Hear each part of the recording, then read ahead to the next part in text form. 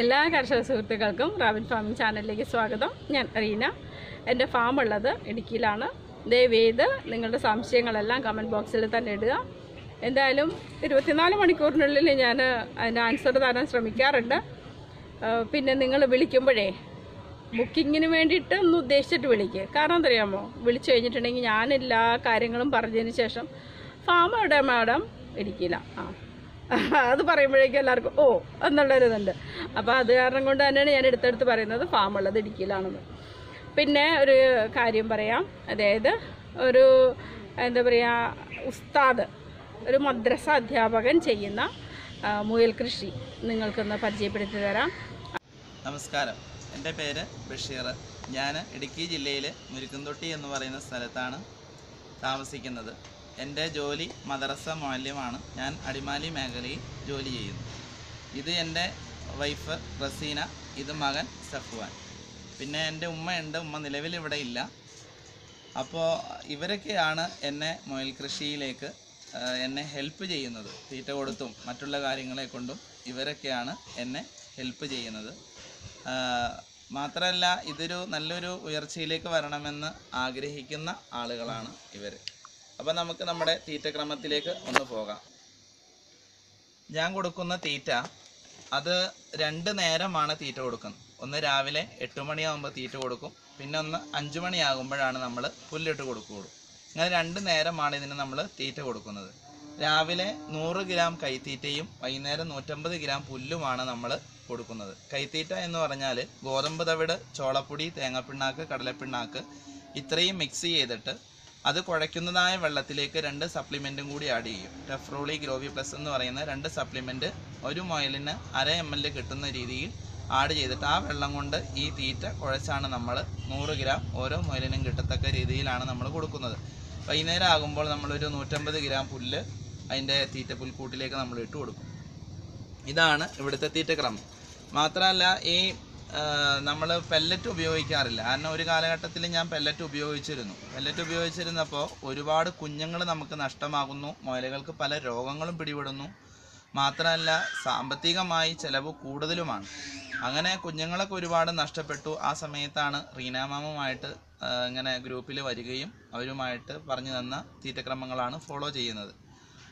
ഇനി നമുക്ക് ഞാൻ ചെയ്തിരിക്കുന്ന എൻ്റെ കൂട്, ഞാൻ സ്വന്തമായി ചെയ്തിരിക്കുന്ന കൂടുകളെ നമുക്കൊന്ന് പരിചയപ്പെടാം. ഇത് ഞാൻ സ്വന്തമായിട്ട് ചെയ്തതായ കൂടാണ്. 10 kg കമ്പി 1 കരയുടെ മെഷാണ് നമ്മൾ അടിയിൽ ഉപയോഗിച്ചിട്ടുള്ളത്. 1 അടി ഉയരവും 4 അടി നീളവും 2 അടി വീതിയുമാണ് ഈ കൂടിൻ്റെ വ്യാസം. ഇതിനെ നമ്മൾ PVC പൈപ്പുമാണ് ജിയോ കമ്പി ഇട്ടിട്ട് ടൈറ്റ് ചെയ്തിരിക്കുന്നത്. 2 മുയലുകൾക്ക് സുഖമായി ഭക്ഷിക്കാൻ പരുവത്തിനുള്ള തീറ്റപ്പുൽക്കൂടും നടുക്ക് വന്നിട്ടുണ്ട്. ഇതിന് ഏകദേശം എനിക്ക് ചിലവ് വന്നിട്ടുള്ളത് 1400 രൂപ ആണ് ഈ തീറ്റപ്പുൽക്കൂടിന്, ഈ മുയൽക്കൂടിന് എനിക്ക് ചിലവ് വന്നിട്ടുള്ളത്. അപ്പോൾ വളരെ ലളിതമായ രൂപത്തിൽ നമുക്ക് കൂട് ഉണ്ടാക്കുവാനും വലിയ കാശ് മുടക്കില്ലാതെ കൂട് നമുക്കുണ്ടാക്കി മുയൽ കൃഷി ഉയർത്തിക്കൊണ്ട് വരുവാനും നമുക്ക് ഇതിലൂടെ സാധ്യമാവുന്നുണ്ട്. ഇതൊക്കെ ഞാൻ സ്വന്തമായി നിർമ്മിച്ചതായ കൂടുകളാണ്. കേജ് കുറഞ്ഞതും കൂടിയതെല്ലാം ഉണ്ട്. തീറ്റപ്പുൽക്കൂടുണ്ട്.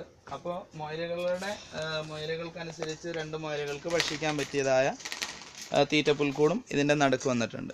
ഇത് കഴിഞ്ഞ ദിവസം എനിക്കുണ്ടായതായ 8 അതിഥികളാണ്. ഒരു പ്രശ്നവുമില്ല. നമ്മൾ ഈ രൂപത്തിലുള്ളതായ തീറ്റയുടെ ക്രമങ്ങൾ ഫോളോ ചെയ്യുന്നത് കൊണ്ട് കുഞ്ഞുങ്ങൾ 8 കുഞ്ഞുണ്ടായ 8 കുഞ്ഞും ജീവിച്ചിരിക്കുകയാണ്. അതുപോലെ 1 മാസമായ കുഞ്ഞുങ്ങളുണ്ട്. ഇത് 1 മാസമായ കുഞ്ഞുങ്ങളാണ് 8 എണ്ണം. 8 എണ്ണം ഉണ്ടായ 8 എണ്ണം നമുക്ക് ജീവനോടെ തന്നെ കിട്ടി. പക്ഷേ ഈ പെല്ലറ്റ് കൊടുത്തുകൊണ്ടിരുന്ന സമയത്ത് ഒരുപാട് കുഞ്ഞുങ്ങൾ നമുക്ക് നഷ്ടമായി പോകുന്ന ഒരവസ്ഥയായിരുന്നു ഉണ്ടായിരുന്നത്. പക്ഷേ അതിൽ നിന്നൊക്കെ നമുക്ക് മാറി വളരെ ചിലവ് കുറഞ്ഞ, ഏകദേശം ഒരു രൂപ 1.5 രൂപയാണ് ഒരു ദിവസം കാലിത്തീറ്റയ്ക്ക് നമുക്കൊരു മുയലിന് വരുന്നുള്ളൂ. ആ രൂപത്തിൽ നമുക്ക് ചിലവ് കുറച്ച് കൊണ്ടുവരാൻ പറ്റിയ രീതിയിലാണ് നമ്മൾ ഇവിടെ മുയലുകൾക്ക് തീറ്റക്രമങ്ങൾ നമ്മൾ ഇതാക്കുന്നത്. മാത്രമല്ല, ഇതിൻ്റെ കൂടെ സാമ്പത്തികമായിട്ട് നമുക്ക് ഒരുപാട് ഉപകാരങ്ങളുണ്ട്. അതിലുപരി മാനസികമായ സന്തോഷവും കൂടി നമുക്ക് ലഭിക്കുന്നുണ്ട്. സാമ്പത്തികമായ മറ്റെല്ലാ പ്രശ്നങ്ങളിൽ നിന്ന് നമ്മൾ മാറി നിന്ന മുയലുകളുമായിട്ട് ഇടപഴകുമ്പോൾ നമുക്കുണ്ടാകുന്ന ആ ആത്മീയ അനുഭൂതി അത് പറഞ്ഞറിയിക്കാൻ കഴിയില്ല. ഓരോരുത്തരും അത് ആസ്വദിച്ചറിയാനേ നമുക്ക് സാധിക്കുകയുള്ളൂ. മാത്രമല്ല ഈ കാലഘട്ടത്തിൽ ഇങ്ങനെയുള്ളതായ മുയൽ കൃഷിയെ പ്രോത്സാഹനം നൽകി ജനങ്ങളിലേക്ക് അവരുടെ ജീവിതമാർഗമായിട്ടും സന്തോഷകരമായിട്ടും എല്ലാ നിലയ്ക്കും ഉയർച്ചയിൽ കൊണ്ടുവരാൻ നമുക്ക് ഈ മുയൽ കൃഷിയിലൂടെ സാധിക്കും. ഞാനിപ്പോൾ ഇങ്ങനെ ഒരു വീഡിയോ ഇടാനുണ്ടായ കാരണം റീന മാം പറഞ്ഞതനുസരിച്ചാണ്. കാരണം അവർക്ക് ഇത്രയും ദൂരം വന്നിട്ട് ഒരു വീഡിയോ എടുക്കുക എന്നുള്ളത് എല്ലാ നിലയ്ക്കും പ്രയാസം ഉണ്ട്. അതുകൊണ്ടാണ് ഞാനൊരു വീഡിയോ ചെയ്യുന്നത്. ഓക്കെ, ഇതാണ് എൻ്റെ മുയൽ ഫാം. ഓക്കെ, നമസ്കാരം.